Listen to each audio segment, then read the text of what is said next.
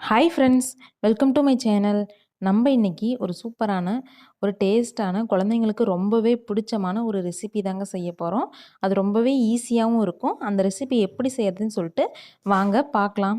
அதுக்கு ஃபஸ்ட்டு ஒரு மிக்சிங் பவுல் எடுத்துக்கோங்க. அதுக்கு மேலே ஒரு சல்லடை கரண்டி வச்சு அதில் 1 கப் அளவு மைதா மாவு சேர்த்துக்கோங்க. அதுலேயே ஒரு 3/4 கப் அளவு கொக்கோ பவுடர் சேர்த்துக்கிட்டு 1 ஸ்பூன் அளவு பேக்கிங் பவுடர் இருக்கு இல்லையா, அது சேர்த்துக்கோங்க.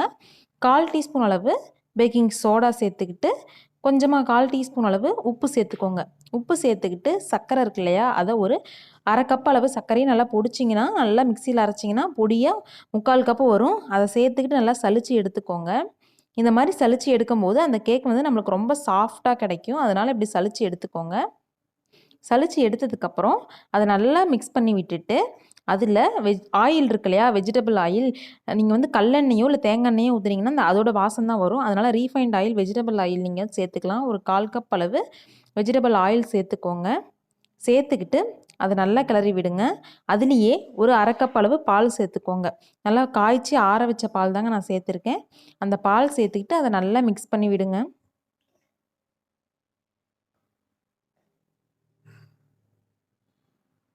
அது கொஞ்சம் கூட கட்டி இல்லாமல் நல்லா மிக்ஸ் ஆகணும். மிக்ஸ் பண்ணி விடுங்க. உங்களுக்கு தண்ணி பத்தாத மாதிரி இருந்துச்சு, அதாவது உங்களுக்கு பால் வந்து பத்தாத மாதிரி இருந்துச்சு அப்படின்னா கொஞ்சம் எக்ஸ்ட்ரா நீங்கள் பால் சேர்த்துக்கோங்க. கொஞ்சம் கொஞ்சமாக சேர்த்துட்டு கிளறி விடுங்க.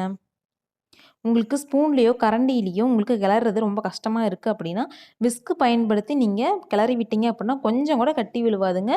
ரொம்ப நைஸாக உங்களுக்கு வரும். இங்கே பார்த்தீங்களா, விஸ்கு பயன்படுத்தி கிளறும் போது எந்த அளவுக்கு சாஃப்டாகவும் சூப்பராகவும் வந்திருக்கு. கொஞ்சம் கூட கட்டி விழுகாதுங்க. இப்படி நீங்கள் விஸ்கு பயன்படுத்தி கிளறும்போது இந்த மாதிரி ஒரு பதத்தில் வந்தால் போதுங்க. ரொம்பவும் தண்ணியாட்டம் இருக்கக்கூடாது, ரொம்ப கெட்டியாக இருக்கக்கூடாது. அதனால் பால் கொஞ்சம் கொஞ்சமாக பார்த்துக்கிட்டு சேர்த்தி கிளறி விடுங்க. இந்த மாதிரி ஒரு கன்சிஸ்டன்சி வந்ததுக்கப்புறம் அடுப்பில் பணியாரக்கல் வச்சுக்கோங்க. அதில் நெய் இல்லைன்னா ஆயில் சேர்த்துக்கோங்க. அது எல்லா குழியிலையும் நல்லா தடவி விட்டுட்டு ஒரு கரண்டியாக ஒரு குழியில் ஊற்றிக்கோங்க. இது பார்த்திங்க அப்படின்னா நம்ம ஒரு 1/2 குழிக்கு ஊற்றினாலே போதும். நல்லா சின்ன சின்னதாக ஒரு சூப்பரான ஒரு கேக் ரெசிபி தாங்க இது. நம்ம பணியார கேக் ரெசிபி. இது வந்து நீங்கள் தோசைக்கல்லையும் லைட்டாக தோசை மாதிரி, அதாவது சின்னதாக தோசை மாதிரி குட்டி குட்டியாக ஊற்றி கொடுக்கலாம் குழந்தைங்களுக்கு. இல்லை அப்படின்னா ஒரு டிஃப்ரெண்ட்டாக இருக்கணும் அப்படி கப் கேக் செய்கிறாங்க இல்லையா, அந்த மாதிரி ஒரு டிஃப்ரெண்ட்டாக இருக்கணும் அப்படின்னு நினச்சிங்கன்னா இந்த மாதிரி நீங்கள் பணியாரக்கல்லில் ஊற்றி கொடுக்கலாம். இது குழந்தைங்களுக்கு ரொம்பவே பிடிச்சமானதாக இருக்கும். ஒரு டிஃப்ரெண்ட்டாக ஏதாவது ரெசிபி செஞ்சு கொடுக்கணும்னு நீங்கள் நினச்சிங்கன்னா கண்டிப்பாக இந்த மாதிரி செஞ்சு கொடுங்க. அவங்க ரொம்ப விரும்பி சாப்பிடுவாங்க. ரொம்ப டேஸ்ட்டாகவும் இருக்கும்.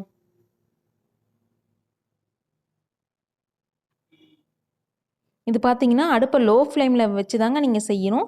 ஹை ஃப்ளேமில் வச்சு நீங்கள் செய்யும்போது அது கரிஞ்சு போயிடும். ஆனால் உள்ளார வெந்திருக்காது. அதனால் லோ ஃப்ளேமில் வச்சு செய்யுங்க. உங்களுக்கு இது நல்லா டார்க் கலரில் கிடைக்கும். ரொம்ப டார்க் கலரில் நம்ம கொக்கோ பவுட்ரு சேர்த்ததுனால ரொம்ப டார்க் கலரில் இந்த ரெசிபி கிடைக்கும். கண்டிப்பாக நீங்கள் வீட்டில் ட்ரை பண்ணி பாருங்கள். குழந்தைங்களுக்கு ரொம்பவே பிடிக்கும். குழந்தைங்களுக்கு மறக்காமல் செஞ்சு கொடுத்துட்டு இதோட டேஸ்ட் எப்படி இருக்குன்னு கமெண்ட்டில் சொல்லுங்கள். இந்த வீடியோ பிடிச்சிருந்துச்சுன்னா லைக் பண்ணிடுங்க. தேங்க்யூ.